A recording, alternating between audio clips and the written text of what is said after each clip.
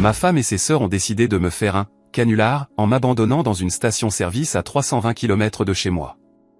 Débrouille-toi. Ont-elles ricané avant de démarrer en trombe. Je ne suis jamais rentré. 3 ans plus tard, elle m'a retrouvé. 89 appels manqués plus tard. Avant de continuer, n'oubliez pas de vous abonner et dites-nous d'où vous nous regardez dans les commentaires, on lit chacun de vos messages. Débrouille-toi. C'est ce que ma femme, Stéphanie, a crié en faisant vrombir le moteur avant de me laisser planter sur le parking d'une station-service à Billings, dans le Montana, à 320 km de chez moi à Denver. Ses sœurs, Jessica et Vanessa, riaient à gorge déployée sur la banquette arrière, comme si c'était la chose la plus drôle qu'elles aient jamais vue. Je m'appelle John. J'ai 34 ans. Je travaille dans le bâtiment pour North Peak Engineering. Et j'étais marié à Stéphanie depuis 8 ans. Nous étions montés jusqu'ici pour le mariage de sa cousine. C'était censé être une escapade d'un week-end, juste nous 4 dans sa berline, à partager les frais d'essence et d'hôtel. Pendant tout le trajet, quelque chose clochait. Stéphanie n'arrêtait pas d'échanger des regards avec ses sœurs dans le rétroviseur. De petites conversations chuchotaient quand elle pensait que je n'écoutais pas. Quand je demandais ce qui se passait, elle m'adressait ce sourire et disait « Rien, chérie. Juste des trucs de sœur. » J'aurais dû faire confiance à mon instinct. Nous nous étions arrêtés pour faire le plein à 1 heure de Billings. Je suis entré pour prendre un café et aller aux toilettes. Quand je suis ressorti, elles étaient déjà dans la voiture, moteur en marche. Stéphanie a baissé la vitre avec un sourire étrange. « Monte dans la voiture, Stéphanie », ai-je dit en me dirigeant vers la portière passager. « En fait, » a-t-elle dit, « on a discuté, et on pense que tu as besoin d'apprendre à être un peu plus indépendant. » De quoi tu parles? Jessica s'est penchée depuis la banquette arrière. Tu es toujours si collant, John, à suivre Stéphanie partout comme un petit chien perdu. On a pensé que ce serait bien pour toi. Vanessa a renchéri, une petite aventure. Je suis resté là, les clés de voiture à la main. Sauf que ce n'étaient pas des clés de voiture. C'étaient les clés de la maison. Mon pick-up était à Denver, garé dans notre allée. Ce n'est pas drôle, ai-je dit. Quelle que soit cette blague, arrêtez ça. Le sourire de Stéphanie s'est élargi. Ce n'est pas une blague, c'est un canular. Tu es toujours si sérieux, John. Apprends à rire un peu. Débrouille-toi, a-t-elle crié avant d'appuyer sur l'accélérateur. J'ai regardé leur feux arrière disparaître sur l'autoroute 2, debout là, avec mon portefeuille, mon téléphone et la prise de conscience grandissante que ma femme et ses sœurs venaient de m'abandonner au milieu de nulle part. Le vent d'octobre transperçait ma veste, et je pouvais sentir l'odeur de la neige qui approchait.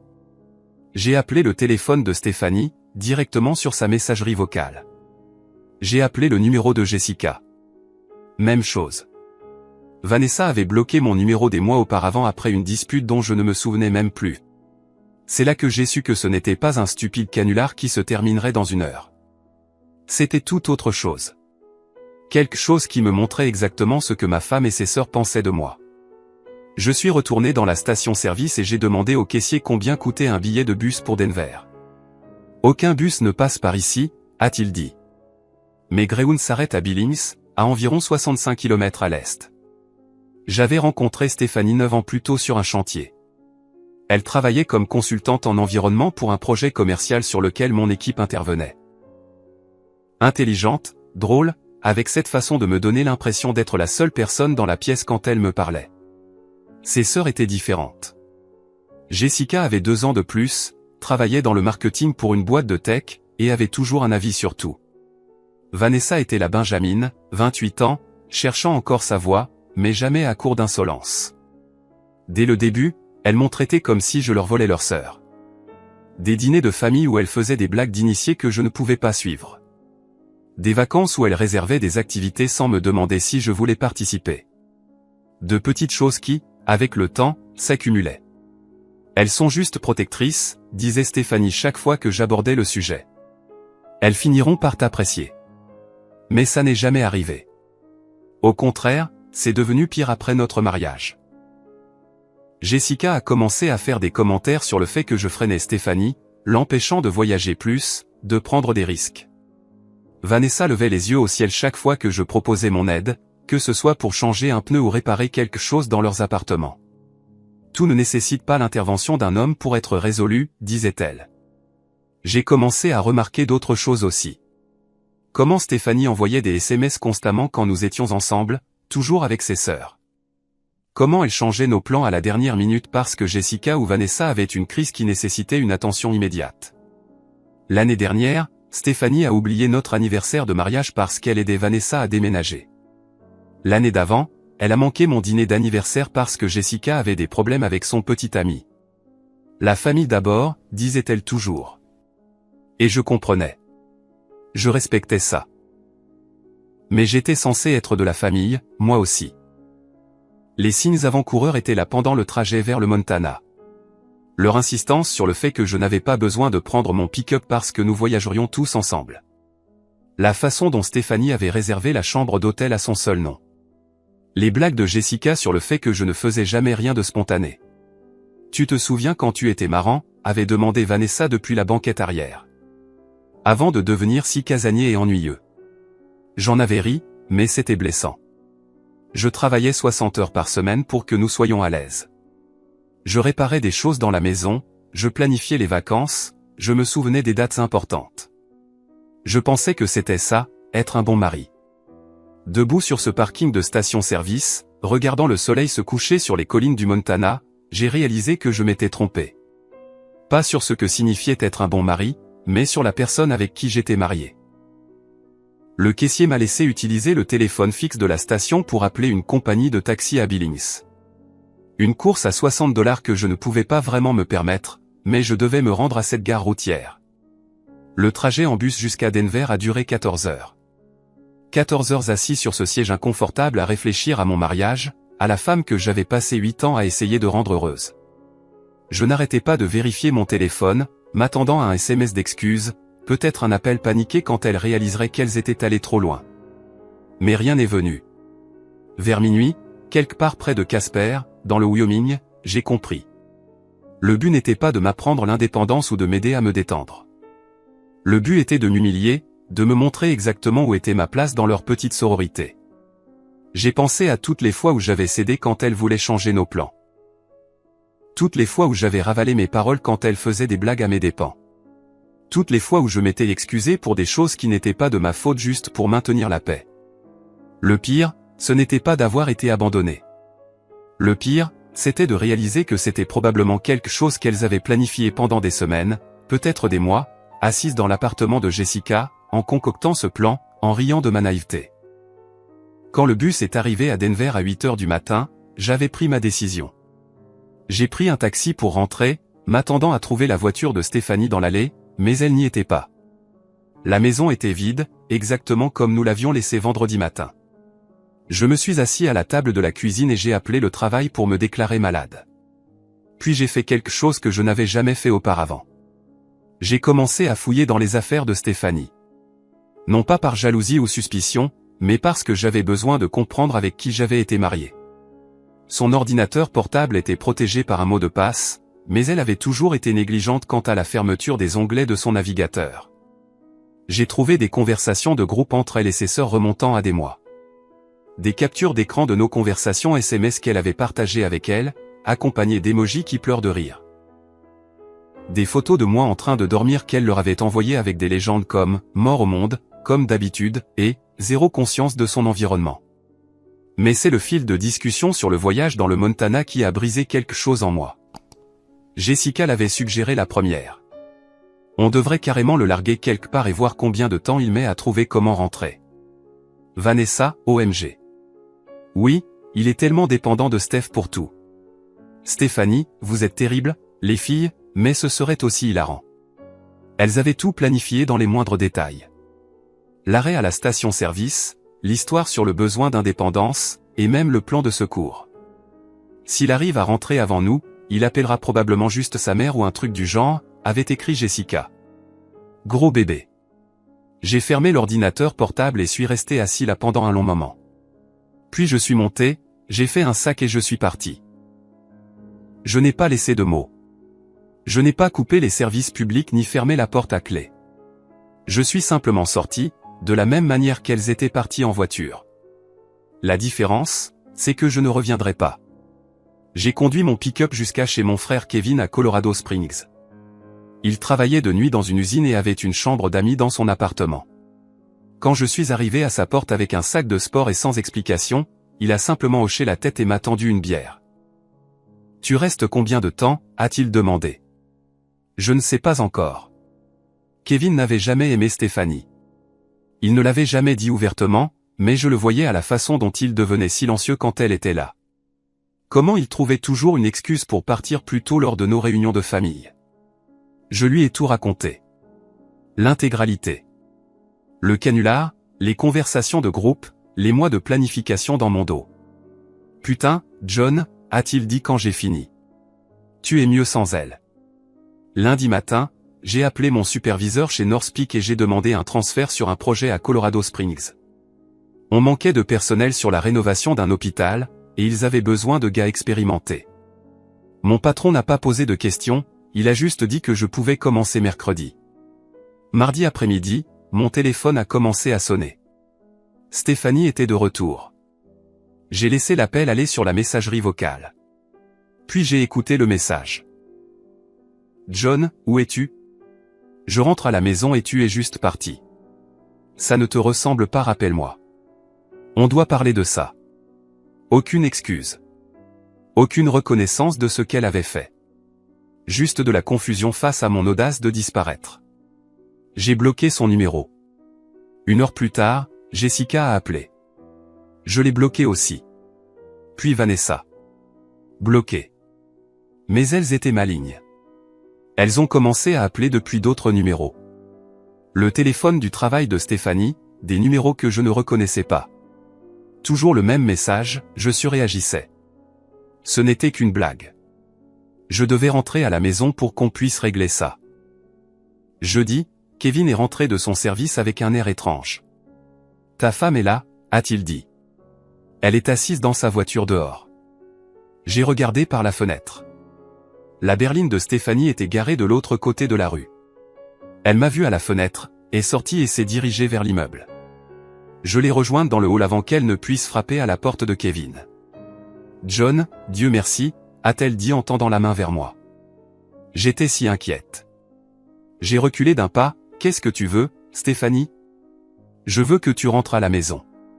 Je veux qu'on en parle comme des adultes. » « Parler de quoi ? » « Du fait que tu m'as abandonné à 320 km de chez moi. Du fait que toi et tes sœurs avaient planifié ça pendant des mois. » Son visage a changé. Le masque de l'épouse inquiète est tombé une seconde, et j'ai vu autre chose en dessous. De l'irritation, comme si j'étais déraisonnable. C'était un canular, John. Tu agis comme si on avait commis un crime. Tu m'as laissé en plan. Vous en avez ri. Vous l'avez planifié pendant des mois. Parce que tu en avais besoin, a-t-elle dit. Et voilà. La vraie raison. Tu es si dépendant, si collant. On pensait que si tu devais te débrouiller tout seul pour une fois, peut-être que tu grandirais un peu. Le hall était silencieux, à l'exception du bourdonnement des néons. J'ai regardé cette femme avec qui j'avais été marié pendant 8 ans et j'ai réalisé que je ne la connaissais pas du tout. Je ne rentre pas à la maison, ai-je dit. Ne sois pas ridicule. Tu ne peux pas disparaître juste parce que tes sentiments ont été blessés. Regarde-moi faire. Je me suis retourné et j'ai marché vers l'ascenseur. Elle m'a suivi, parlant de plus en plus vite, faisant des promesses, des menaces, des explications qui n'avaient aucun sens. Mais j'ai arrêté d'écouter. Quand les portes de l'ascenseur se sont fermées, elle parlait encore. Vendredi matin, j'ai reçu un texto d'un numéro que je ne reconnaissais pas, c'est Jessica. Stéphanie est vraiment bouleversée. Tu dois arranger ça. Je l'ai montré à Kevin pendant le café. Change de numéro, a-t-il dit. Alors je l'ai fait. 3 semaines plus tard, je prenais mes nouvelles habitudes. Travaille sur le chantier de l'hôpital la journée, aide à Kevin sur son pick-up le week-end, et j'apprenais ce que c'était de prendre des décisions sans demander l'avis de quelqu'un d'autre. J'avais trouvé un petit appartement dans le sud de Colorado Springs. Rien d'extraordinaire, mais c'était à moi. Pas de décision partagée sur les meubles ou les couleurs de peinture. Pas de compromis sur les séries à regarder ou sur le repas du soir. Pour la première fois depuis des années, je me sentais à nouveau moi-même. C'est à ce moment-là que ma mère a appelé. John, chérie, Stéphanie est passée à la maison. J'évitais les appels de mes parents, pas encore prêt à expliquer la séparation. Mais apparemment, Stéphanie n'avait aucune hésitation de ce genre. Qu'est-ce qu'elle t'a dit, ai-je demandé. Elle a dit que tu faisais une sorte de dépression, que tu avais disparu après un voyage en famille et que tu ne répondais pas à ses appels. Je pouvais entendre l'inquiétude dans la voix de ma mère.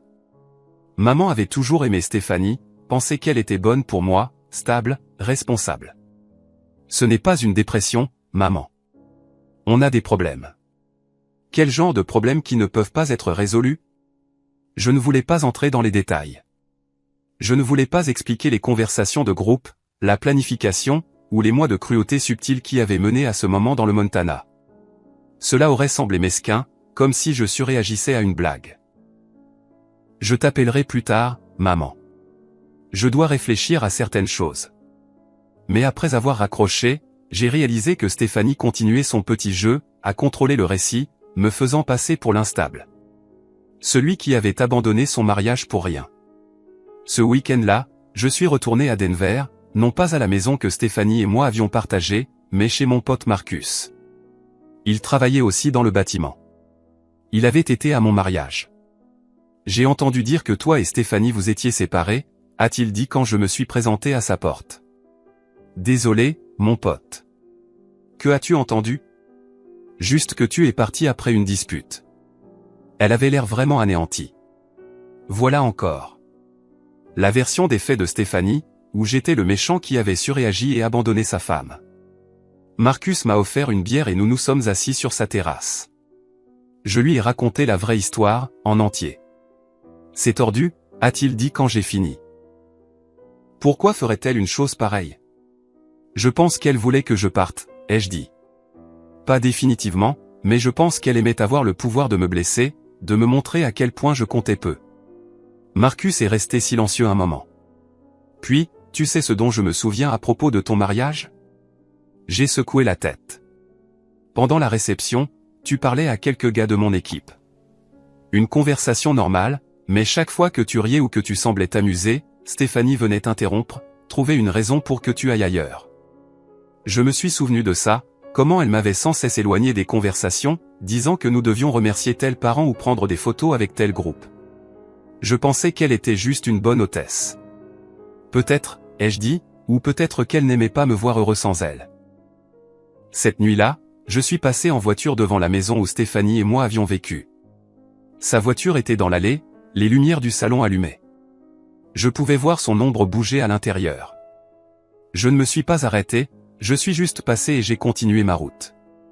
Mais voir cette maison, me souvenir de la vie que j'y avais construite, m'a fait réaliser quelque chose d'important. Je ne fuyais pas seulement un mauvais mariage. Je courais vers quelque chose de mieux. Au cours des mois suivants, j'ai commencé à prendre des mesures que j'aurais dû prendre des années plus tôt. J'ai ouvert mon propre compte bancaire, transféré ma moitié de nos économies, trouvé une avocate spécialisée dans les affaires de divorce. L'avocate, une femme directe nommée Patricia Coleman, a écouté mon histoire sans jugement. « Avez-vous des preuves du harcèlement ?» a-t-elle demandé. Je lui ai montré les numéros bloqués sur mon téléphone, les messages de Jessica et Vanessa, la façon dont elles avaient appelé mon lieu de travail. « Et vous avez dit qu'elle est allée chez vos parents ?» Oui. Elle leur a dit que je faisais une dépression. Patricia a pris des notes sur son bloc-notes.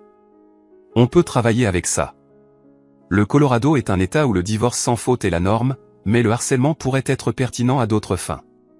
J'ai signé les papiers cet après-midi-là. Patricia se chargerait de signifier l'assignation à Stéphanie et de lancer la procédure.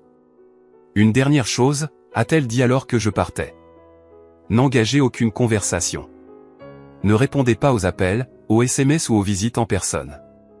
Tout ce que vous direz pourra être utilisé pour vous dépeindre comme instable ou vindicatif. Et si elle se présente à mon travail? Documentez-le. Appelez la police si nécessaire, mais n'entrez pas en contact. Le projet de rénovation de l'hôpital se passait bien. J'avais été promu chef d'équipe, supervisant une équipe de 5 hommes. Le travail était stable, le salaire décent, et personne ne se souciait de ma vie personnelle tant que je me présentais et que je faisais mon travail. J'ai commencé à suivre des cours du soir au Community College. Gestion d'entreprise, quelque chose qui m'avait toujours intéressé mais pour lequel je n'avais jamais eu le temps quand Stéphanie et ses sœurs exigeaient constamment mon attention. Pour la première fois depuis des années, j'avais de l'espace pour réfléchir, pour découvrir ce que je voulais vraiment au lieu de simplement réagir à ce que les autres attendaient de moi. 2 mois après avoir demandé le divorce, Kevin m'a appelé au travail. Ton avocate veut te parler. Elle dit que c'est important. J'ai retrouvé Patricia à son bureau cet après-midi-là. Elle avait une pile de papiers sur son bureau et un air satisfait. Votre femme a été bien occupée, a-t-elle dit. Elle a engagé son propre avocat et ils essaient d'invoquer l'abandon du domicile conjugal. Elle dit que vous êtes parti sans préavis et que vous refusez de participer à une thérapie de couple. L'abandon ? C'est un peu tiré par les cheveux, mais ils soutiennent que votre départ était délibéré et vindicatif. Ils veulent contester le partage des biens. J'ai senti un froid s'installer dans mon estomac. Même maintenant, même après tout, Stéphanie essayait de contrôler la situation. Mais voici la partie intéressante, a poursuivi Patricia. J'ai demandé à un enquêteur de faire des recherches. Votre femme a raconté aux gens que vous étiez devenu violent et qu'elle avait dû fuir pour sa sécurité. C'est un mensonge. Je sais, et je peux le prouver. L'enquêteur a trouvé des publications sur les réseaux sociaux du week-end où vous avez été abandonné, des photos de votre femme et de ses sœurs célébrant dans un bar à Billings, avec des légendes comme « Week-end entre filles » et « Liberté ». Elle m'a montré des impressions de publications Instagram. Stéphanie et ses sœurs levant des verres de shot, d'énormes sourires, postés à 23h le jour même où elle m'avait laissé à cette station-service. Cela détruit leur version des faits, a dit Patricia. Elles ne peuvent pas prétendre avoir eu peur de vous tout en célébrant simultanément votre absence. Je fixais les photos. Sur l'une d'elles, Jessica portait ma casquette des Denver Broncos, celle que j'avais laissée dans la voiture en entrant dans la station-service. Il y a plus, a dit Patricia. L'enquêteur a aussi trouvé les messages de la conversation de groupe. Votre femme a été négligente avec ses paramètres de confidentialité. Elle m'a tendu une autre liasse de papier. Des captures d'écran des conversations que j'avais vues sur l'ordinateur de Stéphanie, plus des dizaines d'autres que je n'avais pas trouvées. Des mois de planification, de rire sur mes réactions, de paris sur le temps que je mettrais à rentrer en rampant. Nous déposons notre réponse demain, a dit Patricia. Et puis nous mettrons un terme à tout ça. L'audience de divorce était prévue un mardi matin en mars. Je portais mon plus beau costume, celui dans lequel je m'étais marié 8 ans plus tôt. Stéphanie était assise à l'autre table avec son avocat, un homme tiré à 4 épingles qui avait l'air de facturer à l'heure. Elle avait perdu du poids, semblait fatiguée. Quand nos regards se sont croisés dans la salle d'audience, elle a essayé de sourire comme si nous étions toujours dans la même équipe. Son avocat a commencé, me dépeignant comme un mari instable qui avait abandonné sa femme après un désaccord mineur. Il a dit que j'avais disparu sans préavis, refusé la thérapie et que j'essayais de punir Stéphanie pour un canular inoffensif. Votre honneur, Monsieur John Thompson cherchait clairement une excuse pour quitter son mariage. Il a utilisé une simple mésentente familiale comme justification pour abandonner ses responsabilités. Patricia s'est levée quand ce fut notre tour. Elle était calme, professionnelle, mortelle. Votre honneur, j'aimerais soumettre des preuves qui contredisent les affirmations de la requérante. Elle a tendu au juge la pile de captures d'écran, les publications sur les réseaux sociaux, le harcèlement documenté. Point par point, elle a démonté la version de Stéphanie. Voici des messages textes entre la requérante et ses sœurs, planifiant ce qu'elles appellent un canular des mois à l'avance. Voici des publications sur les réseaux sociaux de la nuit où elles ont abandonné mon client, célébrant leurs actions. Et voici des enregistrements de harcèlement continu après que mon client a demandé à ne plus être contacté. Le juge a examiné les documents en silence.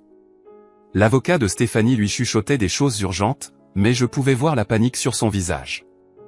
De plus, a poursuivi Patricia, la requérante a répandu de fausses rumeurs sur l'état mental et le caractère de mon client auprès d'amis communs et de membres de la famille. Il s'agit d'un schéma de manipulation et d'abus émotionnels, pas des actions d'une épouse inquiète. Quand le juge a finalement levé les yeux, son expression était neutre, mais ferme. Sur la base des preuves présentées, j'accorde le divorce comme demandé. Les biens seront divisés à parts égales sans pension alimentaire accordée à l'une ou l'autre des parties. La Cour ne trouve aucune preuve d'abandon du domicile conjugal ou d'abus de la part de l'intimé. Stéphanie a essayé de m'approcher dans le couloir du palais de justice, mais Patricia s'est interposée. Aucun contact, a-t-elle dit fermement. L'ordonnance est toujours en vigueur. J'ai marché jusqu'à mon pick-up sans me retourner. 3 ans après cette station-service dans le Montana, c'était enfin fini. Mes cours de gestion d'entreprise ont porté leurs fruits. 6 mois plus tard, j'ai créé ma propre entreprise de BTP, Thomson Contracting. De petits chantiers au début, rénovation de salles de bain, réparation de terrasses. Mais le travail était régulier, et les clients appréciaient d'avoir quelqu'un qui se présentait à leur et tenait ses promesses.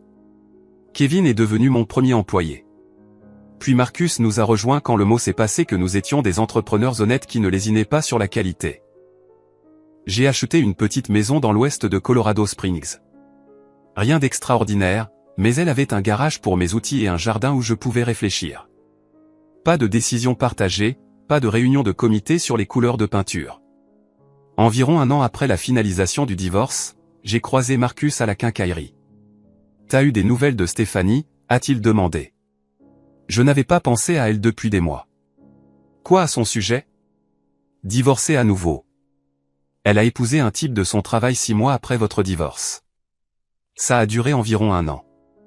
J'ai pris les vis que j'étais venu chercher et me suis dirigé vers la caisse. Tu ne veux pas savoir ce qui s'est passé, a crié Marcus derrière moi. Pas vraiment. Et je le pensais. Stéphanie et ses sœurs ont finalement dû faire face aux conséquences de leurs actes. Jessica a perdu son poste dans le marketing après que son harcèlement à mon égard a créé des problèmes de responsabilité pour son entreprise. Les tentatives de Vanessa de répandre de fausses histoires sur moi se sont retournées contre elle lorsque des amis communs ont comparé leurs notes et ont réalisé qu'elle mentait. Le remariage rapide de Stéphanie et son divorce ultérieur ont endommagé sa réputation dans notre ancien cercle social, la laissant de plus en plus isolée des personnes même qu'elle avait essayé d'impressionner. Certaines leçons ne s'apprennent qu'à la dure. Merci d'avoir regardé jusqu'au bout. Si cette histoire vous a touché, n'oubliez pas de liker, de vous abonner et de partager. Et surtout, dites-nous ce que vous en pensez en commentaire, on adore vous lire.